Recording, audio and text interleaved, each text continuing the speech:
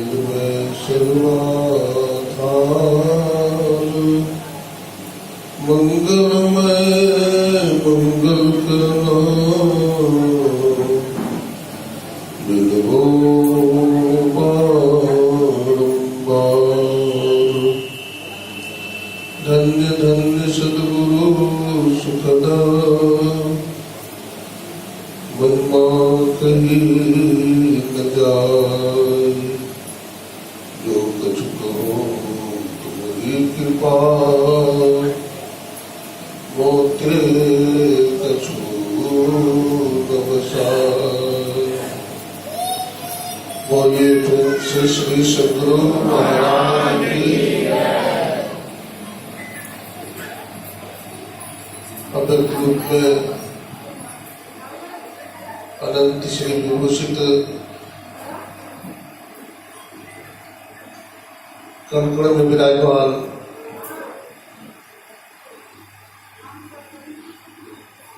आवागमन के चक्र को मिटाने वाले, त्रैतापों को जलाने वाले तथा मोक्ष पद तक पहुंचाने वाले परमाराध्य गुरुदेव के त्रैलोक पावन पादपद्मों में कोटि कोटि नमन। गुरुदेव के मस्तिष्क स्वरूप ब्रह्मलीन पूज्यपाद महर्षि सत्सवी परमहंस जी महाराज एवं उनके हृदय स्वरूप पूज्यपाद ब्रह्मलीन महर्षि साई स्वामी जी महाराज, संतमत के वर्तमान आचार्य महर्षि हरिनंदन परमहंस जी महाराज तथा स्वामी चतुरानंद जी महाराज के चरणों में कोटि कोटि नमन करते हैं, प्रणाम करते हैं। इस आश्रम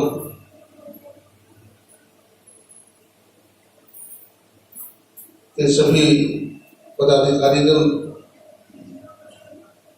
सदस्यगण, श्रेष्ठजन, पूज्यजन, सत्संग प्रेमी सज्जनों, भक्तिमती माताओं, बहनों, सबको कोटि कोटि नमन करते हैं, प्रणाम करते हैं।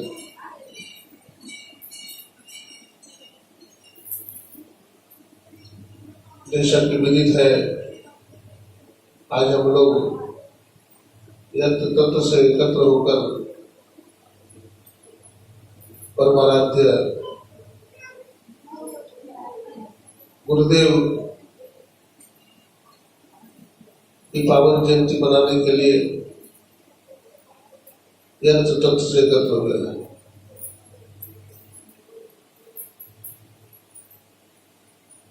ब्रह्मलीन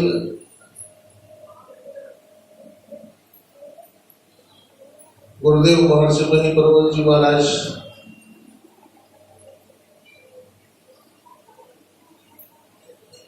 अपने जीवन में जीवन का जो सबसे महत्वपूर्ण कार्य अथवा चरमोत्कर्ष कार्य अपवर्ग होता है, मोक्ष होता है, इसे इस जीवन में प्राप्त करके दुनिया में अपने ज्ञान का प्रचार प्रसार किया। और आज हम लोग उनकी 135वीं जयंती मनाने के लिए एकत्र हुए हैं।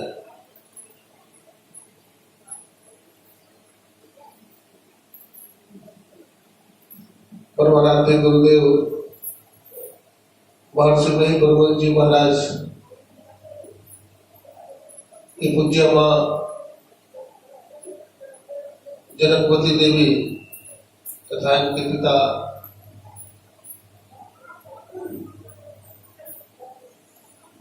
का नाम आप जानते हैं।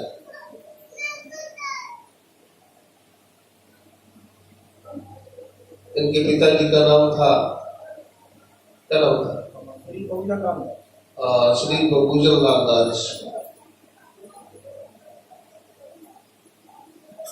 गुरु महाराज का जब जन्म हुआ था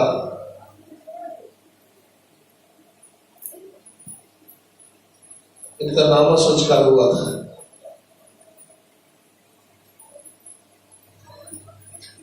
यद्यपि ज्योतिषियों ने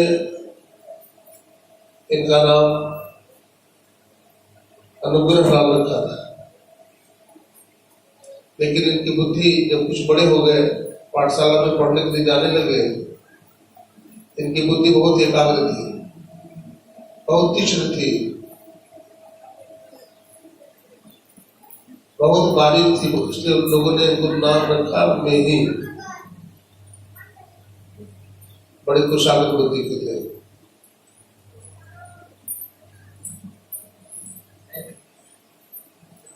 इनके माथे में 7 चटाई थी। माता जी की करती थी और 7 चटाई हो जाती थी। लोगों ने सरकार जानना चाहा कि महाराज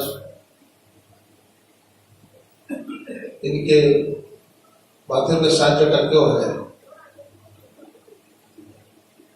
तो संत महात्मा जैसा बताते हैं कि भगवान बुद्ध ने इस धरती पर 540 जन्म लिया और 540 जन्म के बाद मोक्ष की सिद्धि किया, मोक्ष की प्राप्ति किया।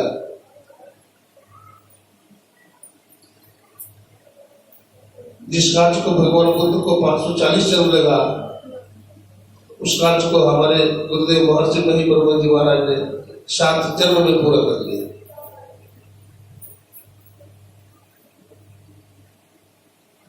तो ऐसे गुरु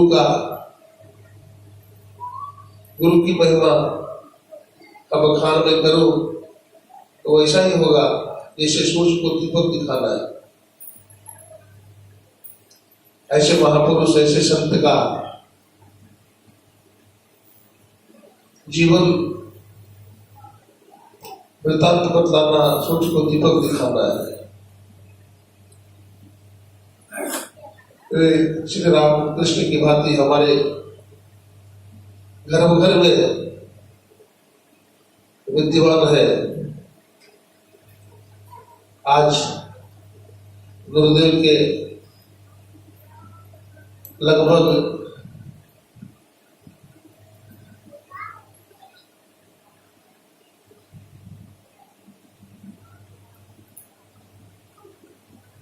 90 लाख से ज्यादा शिष्य हो गए।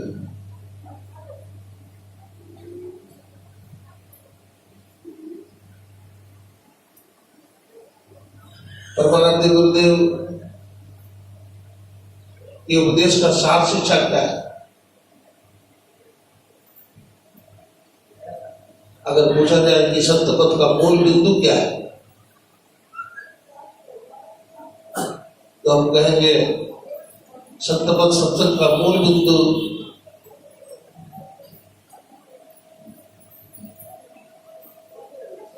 ध्यान, और ध्यान के अंतर्गत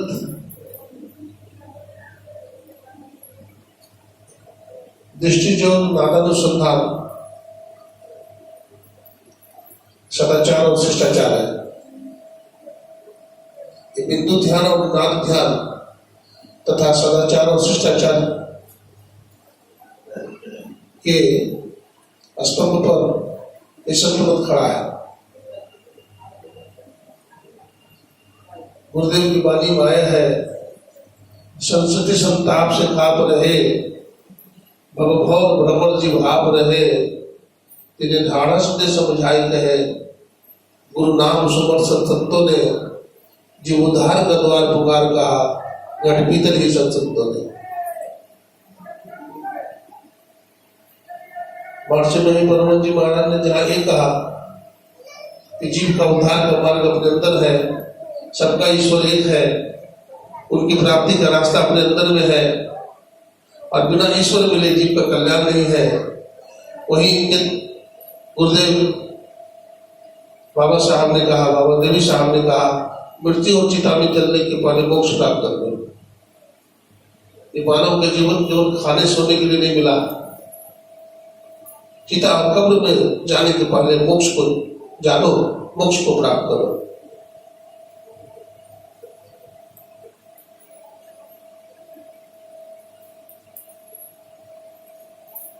हमारे गुरु महाराज ने बड़े संक्षेप में संत तत्व का ज्ञान दिया। वो क्या है? सत्संग, गुरु और ध्यान।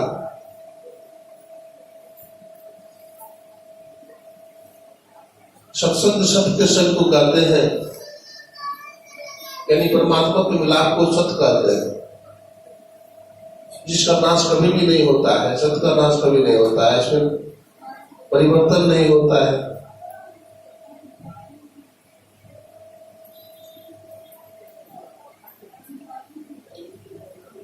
इसका विभाजन नहीं होता है। संत कबीर साहब ने इसी को कहा, अखंड साहब का नाम अनुसम खंड है, खंडित मेरु सुमेरु खंड ब्रह्मंड है। संपत्ति माहे समाइया सो साहिब नहीं हो, सकल माड़ में दम रहा साहब कहिए सो। और गुरु की परिभाषा महर्षि मही जी महाराज ने दिया।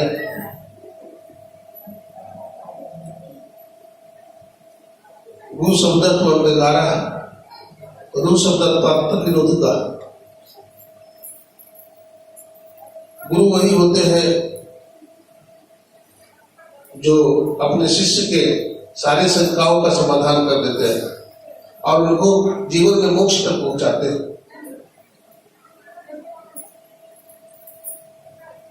जो अंधकार से प्रकाश की ओर, मृत्यु से अमरता की ओर और अशांति से शांति की ओर ले जाते हैं, उनको गुरु कहते हैं। बाबा गोरखनाथ जी महाराज ने कहा, सदगुरु वो है जो अपने शिष्य के अज्ञान को खा जाए, जो अपने शिष्य के अज्ञान को खा जाए, वो सदगुरु है। सदगुरु मिले तो बोले बाबू, नहीं तो परले हुआ। गोरखनाथ जी महाराज ने कहा, अगर जीवन में सदगुरु मिल गए तो गतगुरु है बाबू।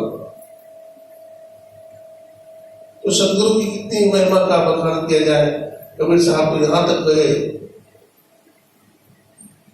सदगुरु की महिमा अनंत, अनंत किया उपकार, लोचन अनंत उधारिया, अनंत दिखा बना।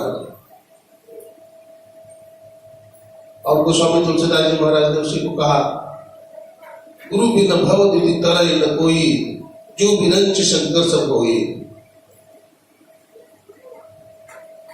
महात्मा गांधी ने कहा,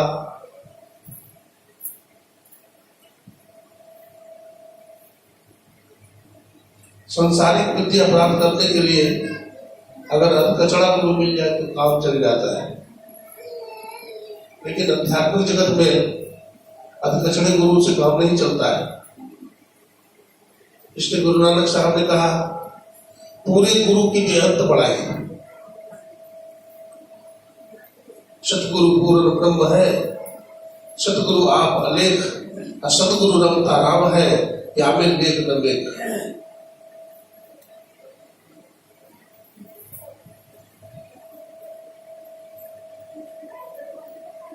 संतमत सत्संग में जहां परमात्मा को सर्वाधार माना गया है, वहीं पर सदगुरु को मूलाधार माना गया है।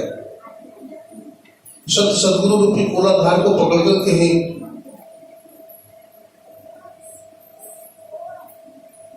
सदगुरु रूपी मूलाधार को पकड़ करके ही कोई सर्वाधार को जान सकता है।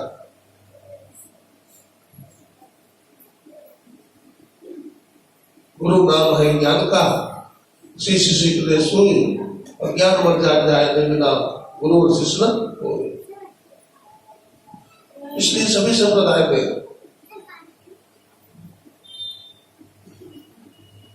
गुरु जयंती मनाई जाती है। अपने अपने इष्ट के गुरुओं की जयंती मनाते हैं लोग।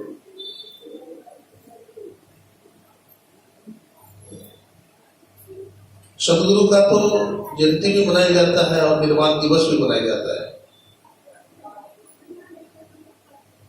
सब लोग निर्वाण दिवस नहीं मनाते, लेकिन जो संत होते हैं उनका जन्म और मृत्यु दोनों शुभ होता है, मंगल होता है। इसलिए उनका जन्म दिवस और निर्वाण दिवस दोनों मनाया जाता है।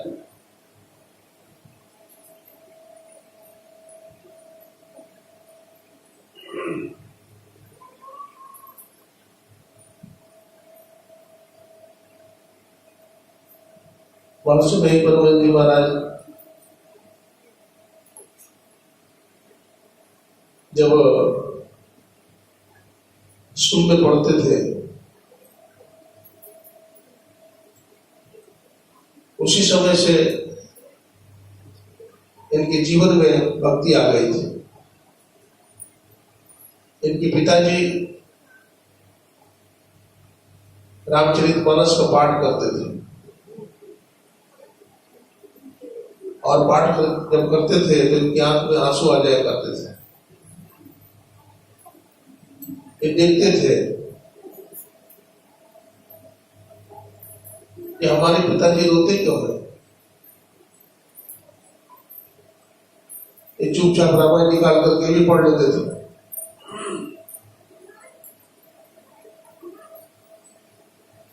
परमानंद के गुरुदेव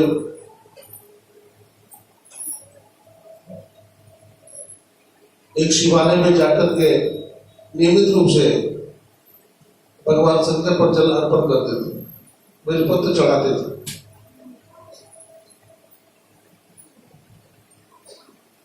जहां भी कीर्तन होता था चले जाते थे। इस प्रकार से भजन करते करते परीक्षा देते देते विद्यालय से निकल गए और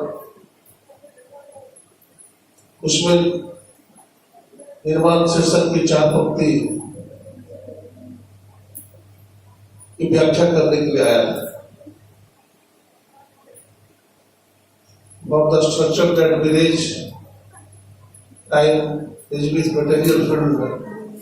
Our today started with blocks which we built. ये 4 लाइन थी, इसी की व्याख्या कर दी थी। गुरु महाराज ने इसकी व्याख्या लिखा। गोस्वामी तुलसीदास जी की इन पंक्तियों को उद्धृत करते हुए, देह धरी के यह पर भाई भजिए राम सब काम बिहाई। मनुष्य के शरीर धारण करने का सबसे बड़ा फल यही है कि भगवान का भजन सब कामों को गौण करते हुए भजन करना चाहिए। संसार का काम नहीं भी करने से संसार का काम चलता है। आप नहीं करेंगे तो कोई और कर देगा, लेकिन भजन आपके बदले में कोई नहीं कर सकता है। आपका भजन आपको करना होगा।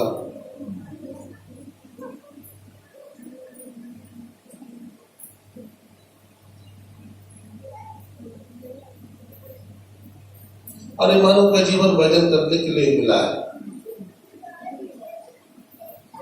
संसार में जितने भी प्राणी हैं, जितने भी जीव हैं, आज दुख की हालत में है। किसी को सुख शांति नहीं है। ऐसा क्यों है? संत महात्मा कहते हैं, देखो सुख और शांति तुम्हारे अंदर में है। ये सुख और शांति कहीं बाहर की चीज नहीं है। जैसे किसी से पूछिए तुम कहाँ हो, तो कहेगा अंदर में। भूख कहाँ लगी है, तो अंदर में। प्यास कहाँ लगती है, तो अंदर में। ईश्वर कहाँ है, तो अंदर में। ईश्वर अपने अंदर में है। गुरु नानक साहब ने कहा, सब कुछ अंदर है बाहर नहीं। बाहर डोले सो भरम भुला ही।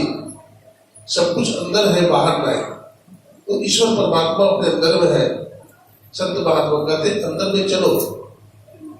अंदर में चलने के लिए सदगुरु से विद्या सीखो, सदगुरु से दीक्षा लो,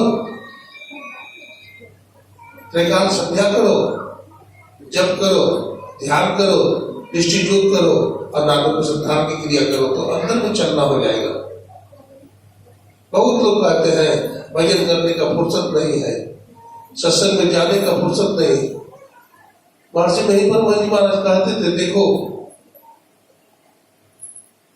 दुनिया का सब काम तुम करते हो, दुनिया का हर व्यवहार निभाते हो, तुम कहते हो हमें समय नहीं है, तुम्हारे रिश्तेदार से कोई निमंत्रण कार्ड आ जाता है, शादी विवाह का निमंत्रण आ जाता है, तब तुम अपने दिनचर्या में से समय निकाल लेते हो और वहां जाते हो, फिर भजन के लिए समय क्यों नहीं निकालते हो? मैं कहता हूं दुनिया के हर काम में, दुनिया का हर काम करो जो करते हो, लेकिन उसमें सत्संग ध्यान को जोड़ दो।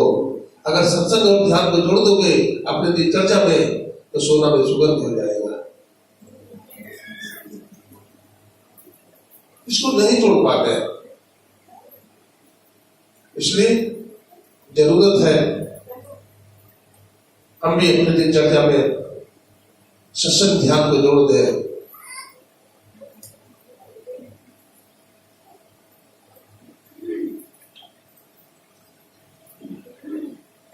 भक्ति जो हम लोग करते हैं, अब भक्ति में हम लोग मांगते हैं। हमारे गुरु महाराज महर्षि मही जी महाराज ने कहा कि हम लोग ईश्वर की जो भक्ति करते हैं उसमें मूल रूप से 3 बात है। क्या है? स्तुति, प्रार्थना और उपासना। स्तुति का मतलब गुणगान होता है। हम लोग गुणगान करते हैं, ईश्वर का गुणगान करते हैं, स्तुति करते हैं। सब क्षेत्र चरा परा, उसके बाद शब्द की स्तुति करते हैं, सब संतन की बड़ी बड़ी हानि, फिर सदगुरु की स्तुति करते हैं, मंगल मूर्त सदगुरु। अब प्रार्थना का मतलब होता मांगना। क्या मांगना? क्या मांगना चाहिए? धन दौलत दुनियादारी बेटा बेटी ये नहीं मांगना चाहिए। तो क्या मांगना चाहिए? भक्ति मांगना चाहिए। अगर हम भक्ति मांगेंगे तो सब कुछ मिल जाएगा उसी में। जैसे हम लोग दुकानदार के पास जाते हैं मिठाई खरीदने के लिए, दुकानदार से बोलते हैं 1 किलो लड्डू दे दो, तो दुकानदार 1 किलो लड्डू देता है। किस चीज में देता है?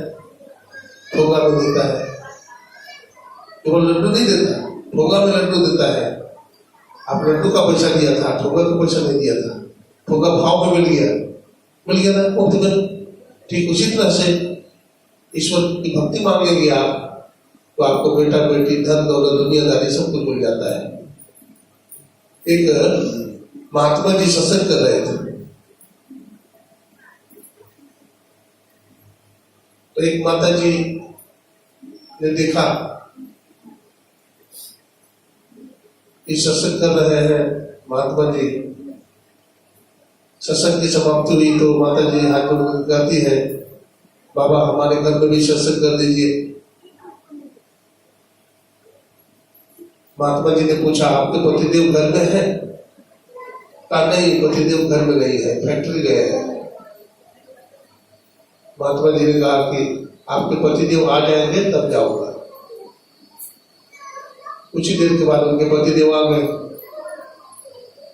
वो माता जी अपने पति से कहती है, एक महात्मा जी आए हैं, हमारे मन में घर में सत्संग करने का कर रहा है, आपका क्या विचार है? मैंने तो उससे कहा था, उन्होंने कहा कि पतिदेव घर में है कि नहीं, तो मैंने कहा फैक्ट्री गए। पतिदेव ने कहा उनको बुला लो, सत्संग करवा लो। पति पत्नी गए, कहा कि महाराज हमारे घर में सत्संग कर दीजिए। महात्मा जी ने कहा हम 3 आदमी हैं, आपको किनको ले जाना है? बोला आप तीनों का नाम क्या है? महात्मा जी ने कहा एक का नाम धन है, दूसरे का नाम सफलता है और तीसरे का नाम प्रेम भक्ति है। आपको किनको ले जाना है? तो कहा कि विचार करता हूं। विचार करके बताता हूँ। अपने घर चले गए,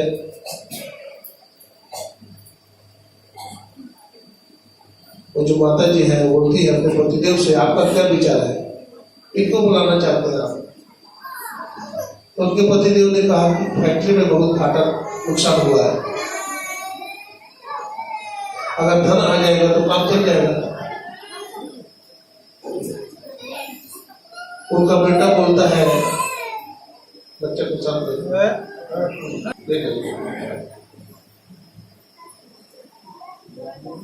श्री सद्गुरु महाराज की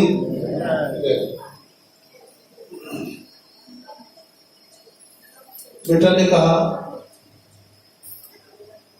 सफलता को बुला लीजिए पिताजी, क्योंकि अगर सफलता आ जाएगा तो धन तो अपने आप आना ही है। बेटी बोलती है, मम्मी पापा हमारा विचार है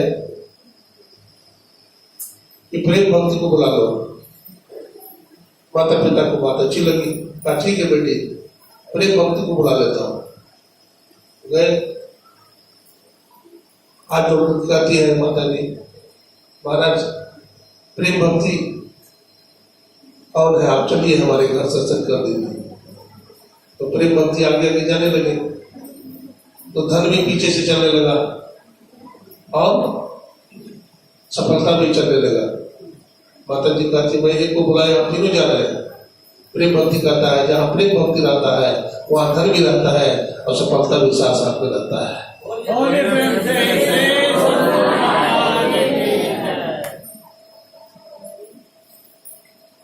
गुरुदेव कहते हैं, प्रेम भक्ति गुरु दीजिए।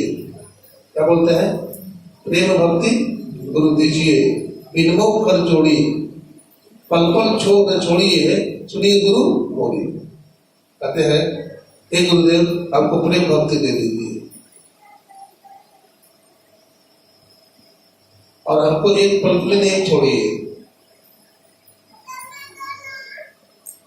सदा अपने संग में रखिए। अंग संग हर वक्त रहता, प्रकट हो आता नहीं, हो रहे हैरान सागिल, जल्द निकला ता नहीं। जो साधक ध्यान करता है, भजन करता है, सच्चा दिल से करता है,